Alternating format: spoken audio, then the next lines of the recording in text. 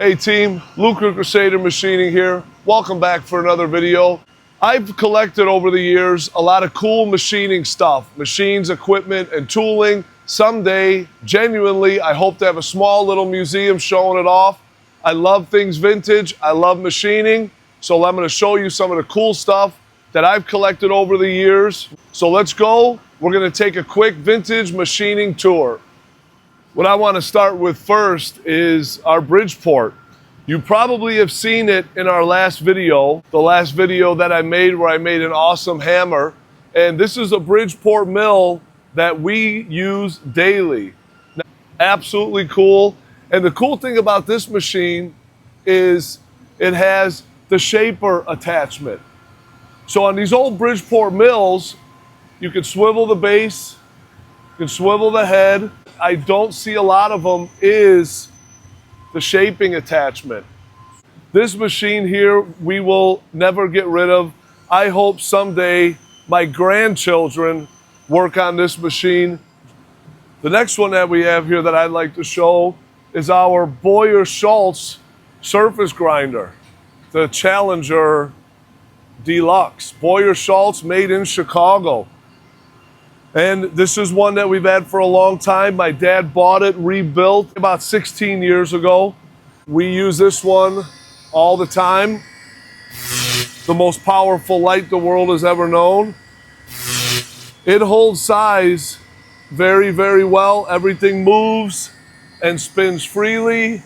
This sucker will be here forever. And now this is the newest addition to our shop, and this is not mine. It is my cousin Daniel's. He's a great guy with great taste. This is a Hardinge HCT tool room lathe. And what makes this very cool and unique is it's got the automatic threading option. Now recently Daniel has went through and got this running. He's working on the collet closer to fix, and then he's gonna work on the automatic threading attachment, and no doubt in my mind will he get it running. And I love on this one, watch the turret change. That is so cool. Little 8-station turret. And now what we have here isn't vintage machinery, as you can see, but it's machining related items. Here's a die head that I got from my grandpa. And this is one that we had on our old Brown & Sharpes. And if you don't know what a die head is, you should definitely check it out. It's a way that we would do threading on screw machines, Brown & Sharpe screw machines. And I have worked with these, been a long time. Essentially, this would be in the turret. The turret would index around. It would pop this up to close the die head. And then this screw here, it would thread it. The spindle would move. It would thread over. And when it hit the stop, it would release that and they would open and it would go back. Thanks, Gramps. Always remember you with this. Now this was from my maternal grandfather. As we know, the machinery's handbook. His name has since been worn off. And this is another artifact of mine that I'll remember. My maternal and paternal grandparents were both machinists. I found this at my grandfather's house when he passed away. And this here is pretty cool. This was a gift given to me by a great machinist, Ron. And it's a little Starrett dial indicator. I'll keep this thing forever. If you watch this, Ron, thank you. You're a very talented machinist. Thank you, Ron. And what we have up here is a South Bend 14. This was featured in my last video. Oh, someone moved the jaws around to clamp a big part. Wish I knew what they were doing. That'd be cool to see. Cool fact about this, I teach at the local community college. You always know I brag about that. These were school-used machines. You can see right here all the damage. They were getting rid of them. They were going to toss them, but they had an auction. So my buddy Joe at the time bought a couple of them for $100. 100 smackaroonies. So he sold me one. So we got this South Bend 14 for right around $100. This is a daily user for us. Whenever someone needs to turn something down, great machine. I am a South Bend fanboy 100%. In the corner here is this machine that has not ran forever. It is a Sunstrand horizontal mill. I believe this is from the UK. It is a cool little machine. There's your auto back and forth. I want to keep this thing forever. Once I have time and my little ones are older, I want to get this sucker running back again. I'd love to have all this equipment sitting in the office. Here is our second surface grinder of the shop. It is a Brown & Sharpe, North Kingston, Rhode Island, 510 Micromaster surface grinder. Everything works. You can hear the spindle. Crank on. Everything works great. We got our stop set close, but that's what this would be for. As you're grinding, your wheel would crank. Move this in, move it down if you had to, and everything is smooth and fluid as can be. It is in great shape.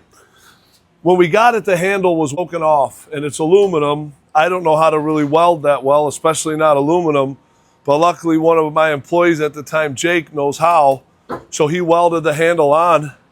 These vintage lights that are on the machines,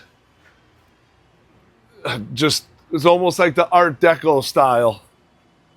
I think they're the coolest thing. We are officially back in my junkyard full of equipment. Now this here might be my favorite lathe. This is a South Bend 16 from 1927. It was sold by Rosenfield Machinery in Chicago. Tailstock runs perfect, and when I got this thing, it was just absolutely trash, sitting in a barn in Antioch. Me and my younger brother David went to go pick it up, and I ran it once before the motor blew. Took it apart, I took every single thing here apart, rebuilt it all, and it locked in. All right, that's better, hard with one hand. Everything functions well. The auto feed did work. The gearbox, everything worked. Spindle's good. And this is before they had bearings in a spindle. So this bronze here, that's your bearing. If your spindle's loose, you would take these out. This cap would come off, and there's special shims that you would put on the back there and the front here to balance that spindle within your headstock. And this was all belt driven, still got the belt. That was hooked to the motor before I blew it. Still has the original lantern style tool post that I did use momentarily. Now, I said earlier that the South Bend was my favorite. It's a hard decision between the Hardinge Cataract lathe and the South Bend that's behind me. This is a Hardinge Cataract lathe. The lathe itself, it's about 1905 to 1910 aged. This turret that's on there, the 6-position turret, is way aftermarket. That was not manufactured at that time. And when I got this, look at the action on that. When I bought the machine, it did not work. Had to take that sucker apart. It's got a cool little stop back here that you can determine how deep it is that you want to drill. Normally it would be bolted down to the bed, but it's not. These take 3C collets. If you know what 5C is, these are 3C. That will go in here. Here's your collet closer. Same thing. That didn't work at all. Got that working. Here is the original tailstock. Smooth as butter. The original tailstock on this machine. And then it came with a couple different cross slides that you would bolt on to the bed, move back and forth. They all work well. I just don't have them bolted down right now. But what I really, really like about this is the cross slide. And this is a Hardinge, but this you can't really see. It says Elgin Tool Works. So apparently before Hardinge went to Elmira, New York, they were here in Illinois in Elgin Tool Works. Now this cross slide is rare to find this to be matched with the cataract lathe itself. So the South Bend is my favorite machine because I'm a South Bend fanboy, but there's a lot of those around. There's not a lot of these Hardinge cataract lathes, especially ones that have all of the original 3J collet sets. I have the chuck that goes onto here, and this box full of goodies. Same thing, another lantern style tool post, a couple of them. That's the handle that goes underneath to tighten the tailstock down. Little funnel that came with it. And you know what's really cool on this, if you like vintage machinist stuff? Look at that rope knurl right here. Rope knurls that was simply aesthetic, no function. So when this machine was made, whoever was the dude making it decided he's gonna go one step further and put a rope knurl. Same thing right here up front. These cool knurls. So hey team, that's gonna conclude my museum vintage tour.